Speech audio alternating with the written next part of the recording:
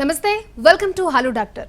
మీరు sinusitis, asthma అలాగే అలర్జీస్తో బాధపడుతున్నారా? ఇవి రావడానికి కారణాలేంటి, వస్తే ఎటువంటి నివారణ చర్యలు తీసుకోవాలి, ఎటువంటి చికిత్సా విధానాలు ఉన్నాయో వివరించడానికి ఇవాళ మనతో పాటు ఉన్నారు హోమియోకేర్ ఇంటర్నేషనల్ నుంచి డాక్టర్ సబిత. సో మీకు ఎటువంటి డౌట్ ఉన్నా కింద స్క్రోల్ అవుతున్న నెంబర్కి కాల్ చేయొచ్చు. సో ఎటువంటి డౌట్ ఉన్నా డాక్టర్ క్లియర్ చేస్తారు. నమస్తే డాక్టర్. సో చాలామంది సైనసైటిస్ దాంతో బాధపడుతూ ఉంటారు. వాళ్ళు సైనసైటిస్తో ఉన్నామన్న విషయం కూడా చాలామంది గుర్తించుకోరు. ఏదో నార్మల్గా జరిగిన కోల్డ్ సంథింగ్ అంటూ చాలామంది నెగ్లెక్ట్ చేస్తూ ఉంటారు. సో సైనసైటిస్తో మనం బాధపడుతున్నాము అని మనం ఎలా తెలుసుకోవాలి?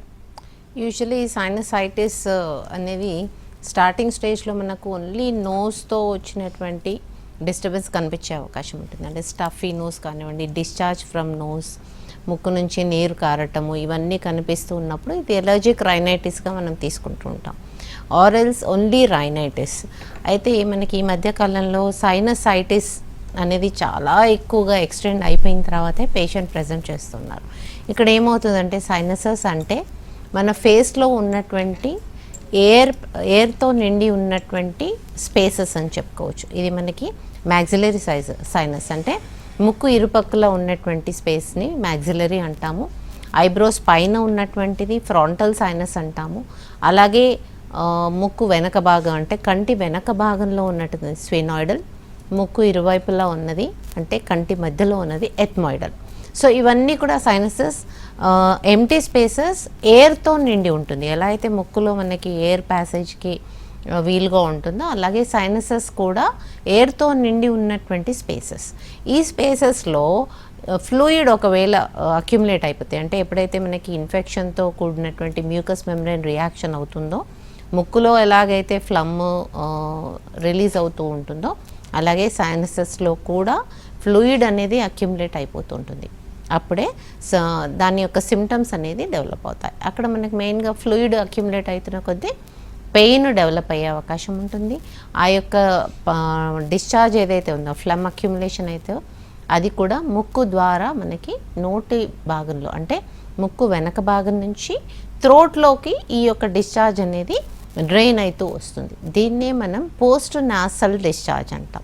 సో ఈ పోస్ట్ నాసల్ డిశ్చార్జ్ ఉంటేనే సైనసైటిస్ ఉంది అని మనం నిర్ధారణ చేసుకుంటూ ఉంటాం. దట్ ఈస్ అంటే క్లినికల్ సిమ్టమ్ అని చెప్పుకోవచ్చు దీన్ని.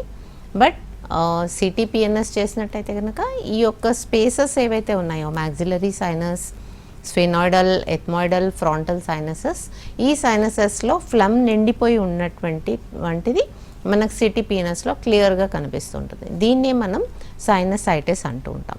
సో సైనసైటిస్ అనేది వివిధ రకాలని చెప్పుకోవచ్చు కారణాలు. ఇక్కడ మనకు ఫ్లమ్ నిండిపోయినప్పుడు సిమ్టమ్స్ వచ్చేసి మనకు ఫేషియల్ పెయిన్ అంటే ఐబ్రోస్ పైన పెయిన్ రావటము లేదా చీక్స్ పైన పెయిన్ రావటం అనేది కనిపించే అవకాశం ఉంటుంది.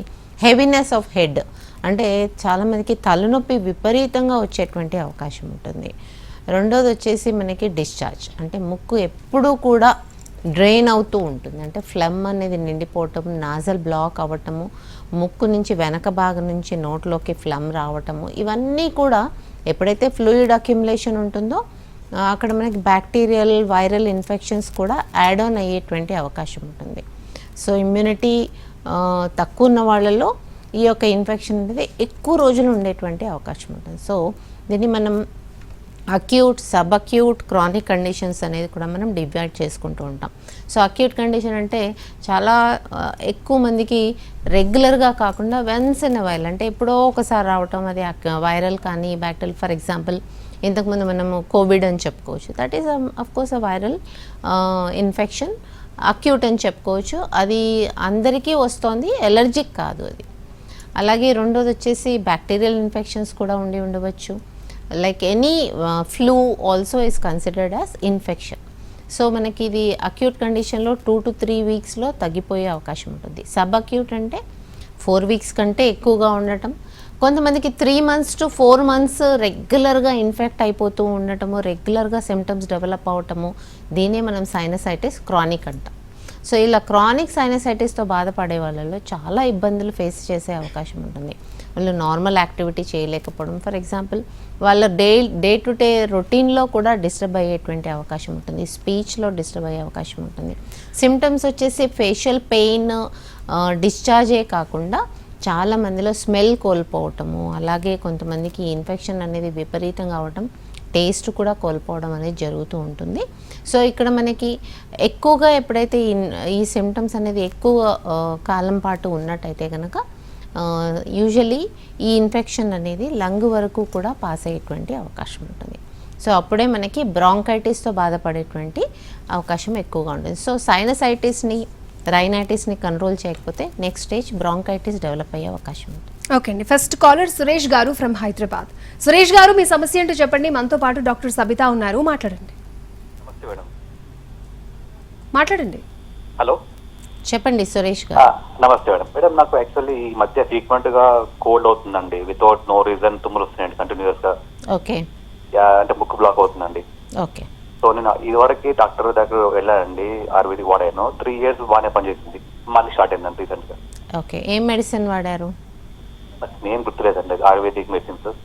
ఓకే, ఇప్పుడు మనకి ఓన్లీ నోస్ వరకే సిమ్టమ్స్ ఉన్నట్టయితే కనుక, అంటే మీరు చెప్తున్నారు తుమ్ములు రావడము, నోస్ బ్లాక్, నోస్ డిశ్చార్జ్, ఇవి 3 కూడా రైనైటిస్ అని చెప్పుకోవచ్చు. రైనైటిస్కి కూడా గల కారణాలు చాలా ఉంటాయి. అంటే హిస్టరీలో 3 years బ్యాక్ ఉండింది, ఇప్పుడు మళ్ళీ రిపీట్ అవుతుంది. మేబీ ఇట్ ఈస్ ఎలర్జిక్ ఉండి ఉండవచ్చు, లేదా వైరల్ బ్యాక్టీరియల్ ఇన్ఫెక్షన్స్ ఉండి ఉండవచ్చు. సో యూజువల్లీ కామన్గా రెగ్యులర్గా ఎఫెక్ట్ అయ్యేటువంటి పేషెంట్స్ అందరికీ కూడా ఎలర్జిక్ ఉంటుంది. యూజువల్లీ డస్ట్తో ఎక్స్పోజ్ అయినప్పుడు రావటం కానివ్వండి, లేదా వాళ్ళు తినేటువంటి ఆహారంలో ఏదైనా వాటికి పడనటువంటి ఫుడ్ ఉన్నప్పుడు వచ్చేటువంటి అవకాశం ఉంటుంది. సో ఇక్కడ మనకి రెండింటికి కూడా ట్రీట్మెంట్ అనేది సేమ్గా ఉంటుంది. అలర్జిక్ రైనైటిస్ని కంట్రోల్ చేయాల్సినటువంటి అవసరం ఎంతైనా ఉంది. అలర్జిక్ రైనైటిస్ ఒకవేళ ఎక్స్టెండ్ అయినట్టయితే కనుక సైనసెస్లో కూడా ఇన్ఫెక్షన్స్, ఈ రియాక్షన్స్ అనేది పెరిగే అవకాశం ఉంటుంది. సో అలర్జిక్ రైనైటిస్ చాలా త్వరగానే రిజల్ట్ వచ్చే అవకాశం ఉంటుంది.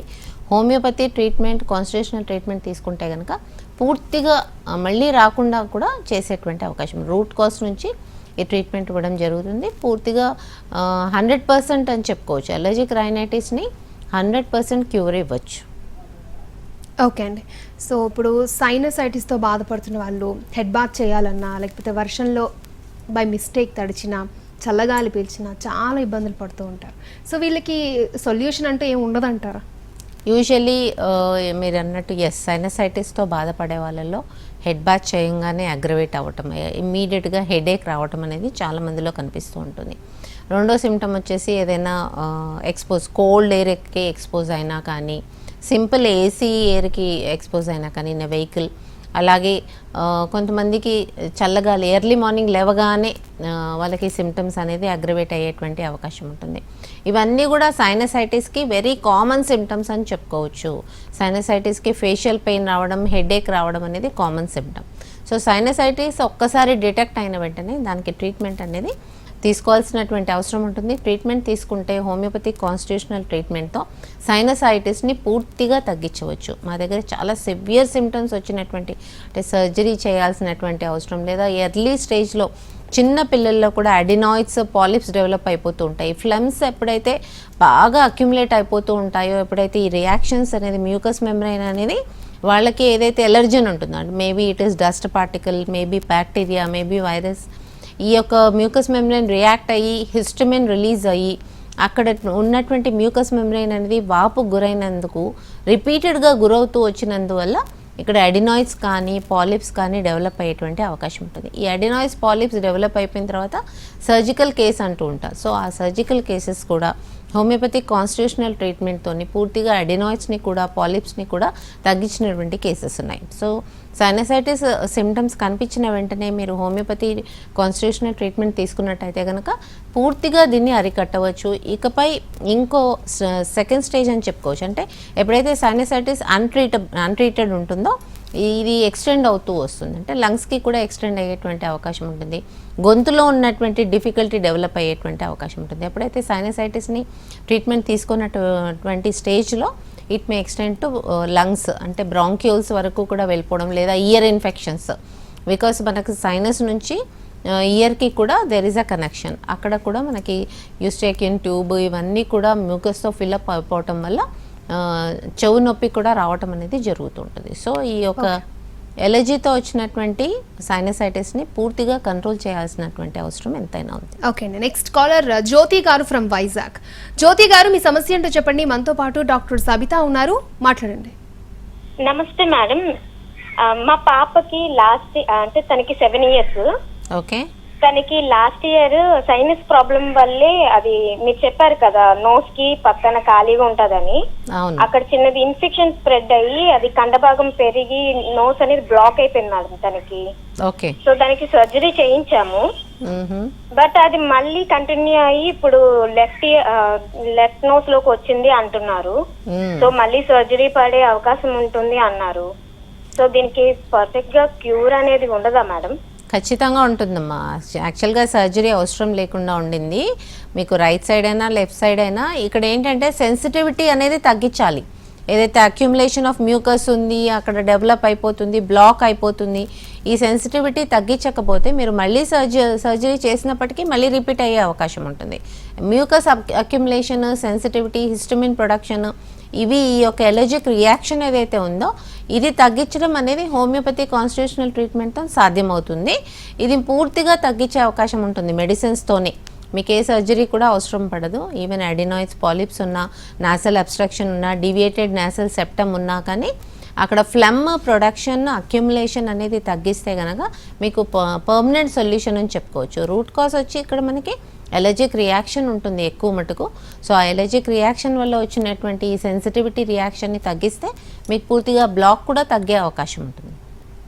ఓకే అండి, అంటే ఏ స్టేజ్లో సైనసైటిస్కి ఆపరేషన్ అవసరం అంటారు, అసలు అవసరం లేదు అంటారు? యూజువలీ సైనసైటిస్కి ఏ స్టేజ్లో కూడా ఆపరేషన్ అవసరం లేదు. సర్జరీ అనేది యూజువల్లీ ఎక్కడ సజెస్ట్ చేస్తారంటే డీవియేటెడ్ నేసల్ సెప్టమ్ ఉంది. సో ఇక్కడ నాసల్ సెప్టమ్ అనేది రైట్ సైడ్ డీవియేట్ అయింది లేదా లెఫ్ట్ సైడ్ డీవియేట్ అయింది, దాన్ని కరెక్షన్ చేస్తే కనుక మీకు నోస్ బ్లాక్ అనేది ఉండదు అనేది వాళ్ళు చెప్తూ ఉంటారు. బట్ డీవియేటెడ్ నాసల్ సెప్టమ్ అనేది బై బర్త్ అది అని చెప్పుకోవచ్చు. ఇక్కడ మనకి ఇన్ఫ్లమేషన్ ఆఫ్ మ్యూకస్ మెంబ్రెయిన్ అవ్వటం వల్లనే ఆ యొక్క ట్రాక్ట్ ఏదైతే ఉందో అంటే గాలి వెళ్ళేటువంటి స్పేస్ ఏదైతే ఉందో అది చిన్నగా అయిపోతూ ఉంటుంది. అక్కడ మనకి inflammation of mucus membrane, accumulation of mucus అని చెప్పుకోవచ్చు. ఇవి రెండు కూడా ఎక్కువ అవ్వటం వల్లనే ఆ యొక్క దారి అనేది తక్కువైపోవటం, దానివల్లనే రిపీటెడ్గా నోస్ బ్లాక్ అవ్వడం అనేది కనిపిస్తూ ఉంటుంది. సో ఈ నోస్ బ్లాక్ అవ్వటము, మ్యూకస్ అక్యుములేషన్, సెన్సిటివిటీ రియాక్షన్ అనేది కాన్స్టిట్యూషనల్ ట్రీట్మెంట్తో తగ్గిస్తాం కనుక పూర్తిగా ఇన్ఫ్లమేషన్ తగ్గిపోతే న్యాచురల్గానే ఆ ప్యాసేజ్ని మనం క్లియర్ చేసే అవకాశం ఉంటుంది. సో సర్జరీ లేకుండానే ఈ యొక్క deviated nasal septum, nasal obstruction ఇవన్నీ కూడా తగ్గించే అవకాశం ఉంటుంది. ఓకే అండి, నెక్స్ట్ కాలర్ రాములు గారు ఫ్రమ్ సిద్దిపేట. రాములు గారు మీ సమస్య ఏంటో చెప్పండి. మనతో పాటు డాక్టర్ సబితా ఉన్నారు, మాట్లాడండి. నమస్తే అండి. చెప్పండి. ఓకే, ఈ చల్లగా జర్నీ చేసినప్పుడు తుమ్ములు వస్తున్నాయండి, ముక్కు నుండి వాటర్ రావడము. ఓకే. మళ్ళీ మార్నింగ్ టైంలో స్నానం చేస్తా కదండి, స్నానం చేసిన తర్వాత ఒక హాఫ్ అన్ అవర్ దాకా తుమ్ములు రావడము, వాటర్ రావడం ముక్కు నుండి ఇట్లా జరుగుతుందండి. ఓకే. ఓన్లీ వెదర్ చల్లగా ఉన్నప్పుడే, ఎండాకాలంలో ఏం ప్రాబ్లం ఉండట్లేదు. ఓకే, మీకు ఈ తుమ్ములు రావటము లేదా ముక్కు నుంచి నీరు రావటము ఇవన్నీ కూడా వచ్చిన తర్వాత ఎంతసేపటి వరకు ఉంటుంది, ఎంతసేపటి వరకు సఫర్ అవుతున్నారు మీరు? ఒక హాఫ్ అన్ అవర్ అవుతుందండి. హాఫ్ అన్ అవర్ తర్వాత దానంతలో అదే క్లియర్ అయిపోతుందా? కొంచెం తగ్గిపోతుంది. అప్పుడు ఒకసారి ఈఎన్టీకి జీయించుకుంటే ఒక డ్రాప్స్ ఇట్లా స్ప్రే కొట్టుకునేది ముక్కు నోస్ లో ఇచ్చారండి. అంటే within half an hour మీకు ఆ స్ప్రే అవసరం పడుతుందా? అంటే బాగా వెదర్ చల్లకున్న రోజు ఒకసారి స్ప్రే చేసుకున్నా అంటే 2 days దాకా రాదు ఇక ప్రాబ్లం. ఓహో, అంటే రిపీటెడ్ గా వస్తుంది. రిపీటెడ్ మళ్ళీ నేను వెదర్ జర్నీ చేసిందంటే అంతే. ఇక్కడ వెళ్ళాలంటే మాస్క్ వేసుకొని చెవులకు ఇట్లా గట్టిగా ఏదైనా పెట్టుకొని హెల్మెట్ పెట్టుకొని వెళ్తుంటే ఏం ప్రాబ్లం ఉండట్లేదు. రిపీటెడ్ గా అంటే మీకు రెగ్యులర్ గా డైలీ మార్నింగ్ ఉంటుంది, ఖచ్చితంగా మెడికేషన్ తర్వాతనే మీకు రిలీఫ్ దొరుకుతుంది. నేను ఇక చల్లగా వెళ్ళిందంటే నాకు ఆ ప్రాబ్లం వచ్చినట్టే, చల్లగా లేకుండా చూసుకున్నా అంటే ఏముండదు ప్రాబ్లం. ఈ హ్యూమిడ్ వెదర్ లో యూజువలీ చాలా మందికి common symptom sinusitis, allergic rhinitis లో very common symptom exposure to cold air, తర్వాత డస్ట్, ఇవన్నిటికీ ఎక్స్పోజ్ అయినప్పుడు ఇమ్మీడియట్గా అగ్రవేట్ అవుతుంది. ఎందుకంటే ఆల్రెడీ అక్కడ మ్యూకస్ అక్యుములేషన్ అయి ఉంటుంది.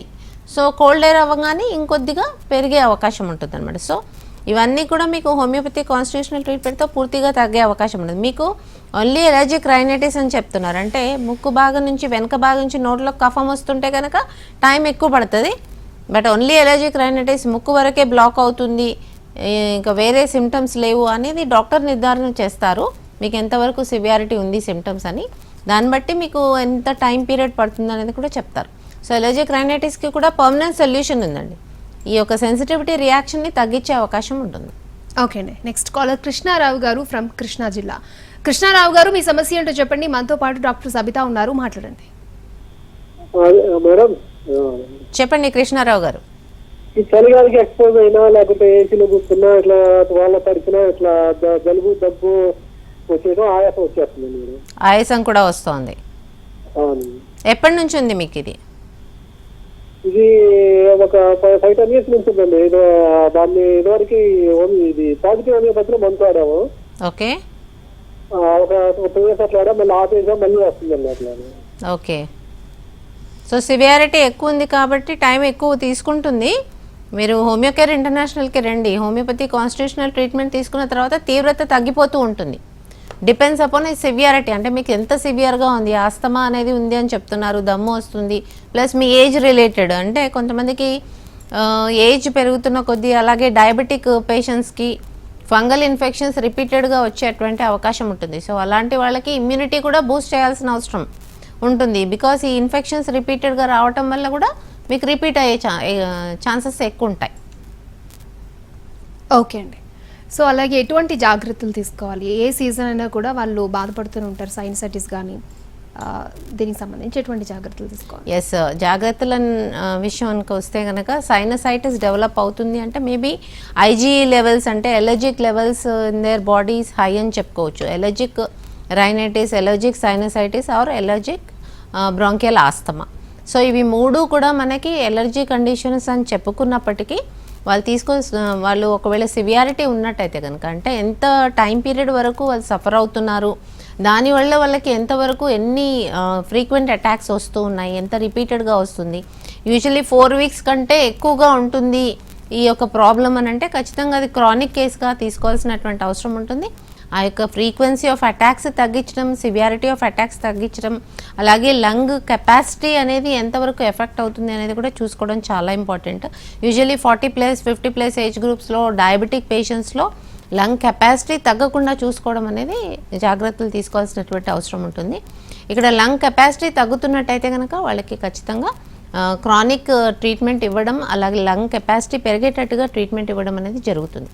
యూజువలీ మైల్డ్ కేసెస్, అలాగే తుమ్ముల వరకు వస్తున్నాయి, లేకపోతే ఫ్లమ్ అక్యుములేషన్ అన్న వరకు వస్తుంది, లేదా హెడేక్, ఇవన్నీ కూడా మనకి అంటే సైనసెస్లో మాత్రం ఫ్లమ్ అక్యుములేషన్ అవుతుంది. వీళ్ళు ఖచ్చితంగా స్టీమ్ ఇన్హలేషన్ అనేది రెగ్యులర్గా తీసుకోవటం ఇంపార్టెంట్. అలాగే వాళ్ళకు ఒకవేళ ఎక్స్పోజ్ అవుతున్నటువంటి ఎలర్జిక్ కండిషన్స్ ఏవైతే ఉన్నాయో, for example exposure to dust, exposure to smoke, exposure to perfume or fur, కొంతమందికి బెడ్షీట్స్, పాత బెడ్షీట్స్ లేకపోతే ఫర్, ఇలాంటివి ఎక్స్పోజ్ అయినప్పుడు ఇమ్మీడియట్గా ట్రిగర్ అయ్యేటువంటి అవకాశం ఉంటుంది. అలాగే ఇలాంటి కండిషన్స్ ఉన్న వాళ్ళలో ఆక్సిజన్ అనేది తక్కువ ఉన్నటువంటి ప్లేసెస్కి కూడా అవాయిడ్ చేయడం చాలా ఇంపార్టెంట్. ఒకవేళ ఆక్సిజన్ తక్కువ ఉన్నటువంటి ప్లేసెస్ వెళ్తే ఇమ్మీడియట్గా ట్రిగర్ అయ్యేటువంటి అవకాశం ఉంటుంది. సో ఎప్పుడూ కూడా ఆక్సిజన్ ప్లెంటీగా ఉండేటువంటి ప్లేసెస్ని వాళ్ళు తీసుకోవాల్సినటువంటి అవసరం ఉంటుంది. అలాగే పొల్యూషన్ రిచ్ ఉన్నటువంటి ఏరియాస్ని అవాయిడ్ చేయాల్సినటువంటి అవసరం ఉంటుంది. కోల్డ్ ఎక్స్పోజర్ కూడా అవాయిడ్ చేయాల్సినటువంటి అవసరం ఉంటుంది. ఓకే, నెక్స్ట్ కాల్ కళ్యాణి గారు ఫ్రమ్ మెహబూబాబాద్. కళ్యాణి గారు, మీ సమస్య ఏంటో చెప్పండి. మనతో పాటు డాక్టర్ సబితా ఉన్నారు, మాట్లాడండి. మేడం గుడ్ ఆఫ్టర్నూన్ అండి. గుడ్ ఆఫ్టర్నూన్, చెప్పండి. మేడం మా బాబుకి ఇప్పుడు 6 years అండి. తనకి 2 years అప్పటి నుంచి ఫుల్గా దగ్గు వచ్చేది, వామిటింగ్ అవుతుందండి. ఓకే. ఎక్కడికి డాక్టర్ దగ్గరికి వెళ్ళినా ఆఫ్టర్ 5 years ఇది ఆస్తమా కిందికి వచ్చిద్దండి, ఇప్పుడైతే ఏం చెప్పలేమని చెప్పేసి అన్నారండి. ఇప్పుడు 6 years రన్నింగ్ అవుతుంది. హాస్పిటల్కి వెళ్తే ఆస్తమా కిందికి వచ్చిద్ది అని చెప్పేసి ఇన్హేలర్స్ ఇచ్చారండి, నెబులైజర్లు పెడుతున్నాం. అది పెట్టినంత సేపే తగ్గుతుంది, మళ్ళీ తర్వాతకి రిపీటెడ్గా వస్తుంది. ఇప్పటి నుంచి 20 days నుంచి పెడుతూనే ఉన్నాం కానీ దగ్గు వస్తూనే ఉందండి. ఓకే, ఇది సివియర్ కేస్ కదమ్మా, సివియర్ విత్ నెబులైజరే అవుతుంది. ఇలాంటి కేసెస్ కూడా హోమియోపతి ట్రీట్మెంట్తో పూర్తిగా తగ్గిన కేసెస్ చాలా ఉన్నాయి. మీరు ఇమీడియట్గా హోమియోపతి ట్రీట్మెంట్ స్టార్ట్ చేయండి. హోమియోకేర్ ఇంటర్నేషనల్ కాన్స్టిట్యూషనల్ ట్రీట్మెంట్ ఇస్తే ఈ నెబులైజర్, ఇన్హేలర్ ఇవన్నీ లేకుండానే తగ్గేటువంటి అవకాశం ఉంటుంది. ఇక్కడ మీకు ఆస్తమా అనేది 20 days నుంచి పెడుతున్నారని చెప్తున్నారు, అంటే ఆల్మోస్ట్ 3 weeks అబవ్ అయిపోతుంది. క్రానిక్ కేస్ అని చెప్పుకోవచ్చు. అండర్లైన్ కాజ్ ఏంటి తెలుసుకొని ట్రీట్మెంట్ ఇవ్వడం జరుగుతుంది. ఇవన్నీ ఏవీ లేకుండానే సింపుల్ హోమియోపతిక్ మెడిసిన్స్తో తగ్గిపోయే అవకాశం ఉంటుంది. ఓకే అండి, coming to asthma. So asthma అనేది కిడ్స్లో కూడా మనం చూస్తున్నాం కదా ఈ మధ్యన. సో ఎందుకు వస్తూ ఉంటుంది? Asthma is nothing but lung affinity అని చెప్పుకోవచ్చు. యూజువలీ ఎలర్జీ కండిషన్స్ ఎక్కువ ఉన్న వాళ్ళలో, అలాగే ఈ యొక్క ఇమ్యూనిటీ అనేది తక్కువ ఉన్న వాళ్ళలో ఈ యొక్క ఇన్ఫెక్షన్, వైరల్, బ్యాక్టీరియల్ ఇన్ఫెక్షన్స్ అనేది ఎక్కువగా వచ్చేటువంటి అవకాశం ఉంటుంది. దానివల్లనే బ్రాంక్యూల్స్ వరకు కూడా ఈ యొక్క ఎలర్జిక్ రియాక్షన్ అని చెప్పుకోవచ్చు. అంటే మన ఎయిర్ ప్యాసేజ్ ఏదైతే ఉంటుందో ముక్కు తర్వాత థ్రోట్ తర్వాత బ్రాంక్యూల్స్ తర్వాత లంగ్. సో బ్రాంక్యూల్స్ వరకు కూడా ఉన్నటువంటి ప్యాసేజ్ అనేది ఎలర్జిక్ రియాక్షన్ వల్ల ప్యాసేజ్ అనేది తగ్గిపోవడం జరుగుతుంది. దానివల్లే వాళ్ళకి బ్రీతింగ్ అనేది డిఫికల్ట్గా ఉండేటువంటి అవకాశం ఉంది. ఇదంతా ప్యాసేజ్లో కూడా ఈ అక్యుములేషన్ ఆఫ్ మ్యూకస్ అని చెప్పుకోవచ్చు. ఏదైతే మనకి ముక్కులో ప్రొడ్యూస్ అయ్యేటువంటి మ్యూకస్ ఉంటుందో అలాగే మనకి మ్యూకస్ మెంబ్రెయిన్ ఆఫ్ బ్రాంక్యూల్స్లో కూడా మ్యూకస్ ప్రొడక్షన్ ఉంటుంది, ఫ్లమ్ ప్రొడక్షన్ ఉంటుంది. దానివల్లనే ఆ యొక్క ఎయిర్ ప్యాసేజెస్ అన్నీ కూడా మ్యూకస్తో ఫిలప్ అయిపోవటం వల్ల ఎయిర్ ప్యాసేజ్ అనేది డిఫికల్టీగా ఉంటుంది. సో దానివల్లనే షార్ట్నెస్ ఆఫ్ బ్రెత్ అంటాం, అంటే బ్రీతింగ్ డిఫికల్టీ ఉంటుంది వాళ్ళకి. ఇన్హలేషన్ అండ్ ఎక్సలేషన్లో సౌండ్స్ వినిపిస్తుంటాయి, వీజ్ అంటాం, పిల్లి కూతులు అని చెప్తూ ఉంటాం. యూజువలీ చాలా చిన్న పిల్లల్లో, యూజువలీ 1 year లోపల కూడా ఇలాంటి కేసెస్ మనం చూస్తుంటాం. అక్కడ మనకి ఇక్కడ కూడా ఫ్లమ్ అక్యుములేషన్. సో ఇలాంటి పిల్లల్లో ఏముంటుందంటే యూజువలీ బ్రీతింగ్ డిఫికల్టీ, అలాగే పడుకున్నప్పుడు లయింగ్ డౌన్ పొజిషన్లో వాళ్ళు అసలు బ్రీతింగ్ తీసుకోలేకపోతూ ఉంటారు. సో అలాంటి కేసెస్ కూడా చూస్తుంటాం. అలాంటి కేసెస్ కూడా హోమియోపతి వైద్యంతో చక్కగా తగ్గినటువంటి కేసెస్ చాలా ఉన్నాయి. అలాగే సివియారిటీ పెరగకముందే మీరు ట్రీట్మెంట్ స్టార్ట్ చేసినట్టయితే కనుక చాలా త్వరగా మీకు రెస్పాన్స్ వచ్చేటువంటి అవకాశం ఉంటుంది. అంటే ముక్కులో ఉన్నటువంటి సిమ్టమ్స్ లేదా థ్రోట్, కాఫ్ వరకు ఉన్నటువంటి కేసెస్ని ఇమీడియట్గా ట్రీట్మెంట్ స్టార్ట్ చేస్తే ఆ ఎలర్జిక్ రియాక్షన్స్ అనేది మనము చాలా త్వరగా కంట్రోల్కి తీసుకొచ్చేటువంటి అవకాశం ఉంటుంది. ఓకే అండి, సో కిడ్స్లో వచ్చే బ్రాంకైటిస్ని ఎలా చూడాలంటారు? దాన్ని అంత సివియర్గా ట్రీట్ చేయాల్సిన సిచ్యువేషన్ ఉంటుందంటారా లేదంటారా? ఎస్, కాఫ్ని మనము యూజువలీ థ్రోట్ వరకు వచ్చినటువంటి ఇన్ఫెక్షన్తో కూడా సింపుల్ కాఫ్ ఉండేటువంటి అవకాశం ఉంటుంది. నేను స్టార్టింగ్ చెప్పినట్టు 3 weeks కంటే అబవ్ ఉన్నట్టయితే కనుక అది ఖచ్చితంగా క్రానిక్ కేసు. ఇక్కడ 3 weeks కంటే ఎక్కువగా ఉన్నట్టయితే కనుక not only bacterial, viral infections, allergic reactions కూడా చాలా సివియర్గా ఉన్నాయి అని చెప్పుకోవచ్చు. సో బ్రాంకైటిస్ ఉందా లేదా అని చూసుకోవాలి అనుకుంటే 3 weeks కంటే ఎక్కువగా కాఫ్ ఉన్నట్టయితే కనుక ఖచ్చితంగా అది బ్రాంకైటిస్గా మనం డివైడ్ చేసుకుంటూ ఉంటాం. బ్రాంకైటిస్ అనేది బ్రాంక్యూల్స్ ఇన్ లంగ్స్, అక్కడ మనకి ఎయిర్ ప్యాసేజెస్లో కూడా ఫ్లమ్ అక్యుములేషన్ అనేది కనిపిస్తూ ఉంటుంది. ఈ కేసెస్లో ట్రీట్మెంట్ అనేది కొంచెం ప్రొలాంగ్డ్గా ఉంటుంది. అలాగే దాన్ని కంట్రోల్ చేయాల్సినటువంటి అవసరం ఎంతైనా ఉంది, లేదంటే లంగ్ కెపాసిటీ తగ్గిపోవడం అనేది కూడా చూస్తూ ఉంటాం.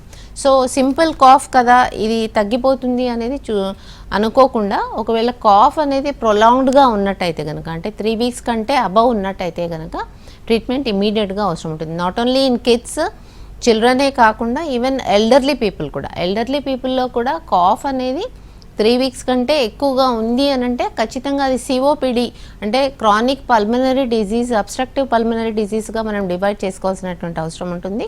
లంగ్ కెపాసిటీ తగ్గిపోవటం వల్ల ఇలా కాఫ్ లేదా shortness of breath, usually shortness of breath అనేది పేషెంట్స్ కానీ లేదా వాళ్ళతో ఉన్నటువంటి అటెండర్స్కి కానీ అర్థం అవ్వకుండా ఉంటుంది. షార్ట్నెస్ ఆఫ్ బ్రెత్ అనేది సివియర్గా అయిన తర్వాతనే వాళ్ళు చూసుకునేటువంటి అవకాశం ఉంటుంది. సో కాఫ్ అండ్ దమ్ము రావటం అనేది ఎక్కువగా ఉన్నట్టయితే కనుక ఖచ్చితంగా టెస్ట్ చేయించుకోవాలి.